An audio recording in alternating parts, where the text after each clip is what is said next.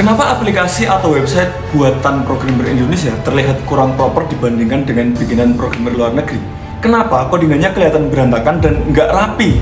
Atau kenapa keamanannya itu kayak payah banget? Seminggu sekali bisa kena injek link slot gacor, backlink situs dewasa, atau bahkan situs universitas dari Afrika atau semacamnya. Bagi orang awam pasti langsung cenderung akan menyalahkan SDM programmer Indonesia. Tetapi apakah benar begitu? Kemarin aku sempat melempar topik ini di Instagram dan ternyata responnya lumayan ramai. Di konten itu aku membuat statement bahwa bukan SDM programmer yang rendah, namun karena memang yang bikin hasil aplikasi atau website bikinan programmer Indonesia itu kurang oke, justru dari klien sendiri.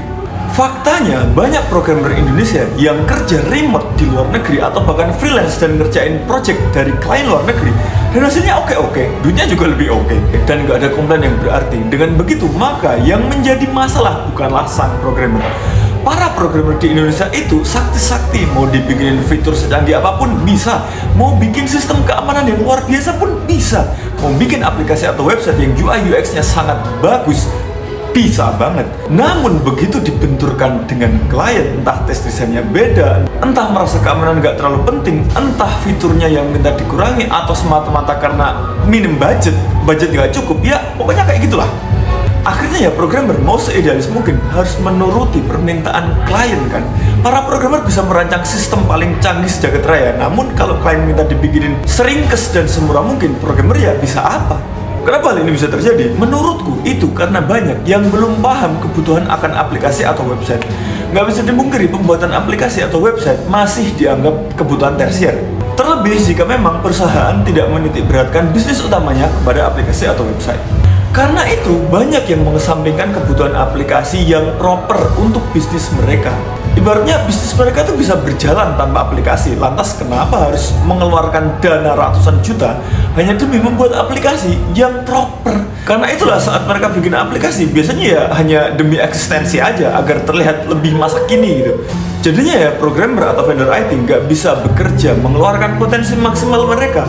Padahal diakui atau tidak, aplikasi atau website memang sangat membantu suatu bisnis. Aplikasi itu jenisnya macam-macam. Bukan semata yang diupload ke Play Store atau App Store. Bukan semata yang digunakan untuk jualan atau promosi. Namun ada juga aplikasi yang difungsikan untuk manajemen produksi, manajemen gudang, HR, dan segala macamnya lah.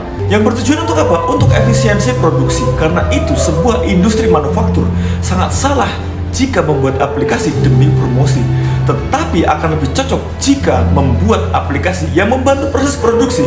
Dan agar aplikasi yang digunakan itu akurat dan membantu, maka ya harus dikerjakan semaksimal mungkin. Artinya diserahkan ke vendor IT yang profesional dan diberi anggaran yang jangan main-main juga.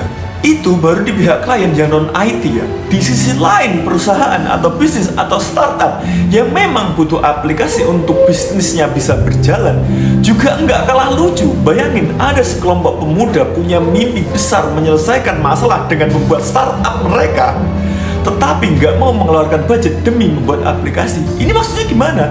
Mimpi besar kalian itu ya hanya akan menjadi mimpi kalau nggak dikejar. Buat mengejarnya gimana? Ya bikin aplikasi yang proper. Kalau nggak punya tim IT sendiri, ya cari vendor. Kalau nggak punya duit, ya sana pitching ke sana sini nyari investor biar dapat pinjaman duit dan bisa meng-hire vendor IT atau tim programmer yang bisa membuat aplikasi yang sesuai dengan keinginan kalian dan maksimal mungkin. Hal ini tuh nggak jarang terjadi ya. Banyak yang WA ke Layana, yang menghubungi Layana minta dibikinin aplikasi untuk startup mereka. Giliran dihitungkan budget, mereka malah ngajakin kerjasama dan join research. Pada nggak mikir apa kalau programmer itu butuh digaji? Nah, klien-klien seperti itu loh yang bikin programmer di Indonesia jadi kurang maksimal saat bekerja. Mau bikin aplikasi sebagus apapun kalau budget dari klien nggak ada, ya percuma. Lantas apa yang bisa kita lakukan? Harus melakukan hal yang paling fundamental, yakni memberi pemahaman bahwa bikin aplikasi itu memang kebutuhan dan harus dikerjakan serius oleh para pebisnis di bidang apapun. Saat mereka sudah teredukasi, maka para programmer maupun vendor IT akan bisa lebih bekerja secara maksimal sih saat menerima proyek. Sayangnya, meskipun suatu saat hal itu akan terjadi dan pemahaman akan butuhnya aplikasi yang proper itu terwujud, di para klien masih ada satu permasalahan, yakni para programmer yang banting harga, yang merusak harga dan jual jasa bikin aplikasi atau website dengan sangat murah. Ingat, percayalah, aplikasi murah atau website murah tidak akan bisa proper. Kalau nggak percaya, ya udah coba aja beli sana yang murah-murah, yang 5 jutaan ke bawah lah. Ingat, Kalau mau bikin aplikasi itu, buy nice or buy twice. Sampai jumpa di konten berikutnya.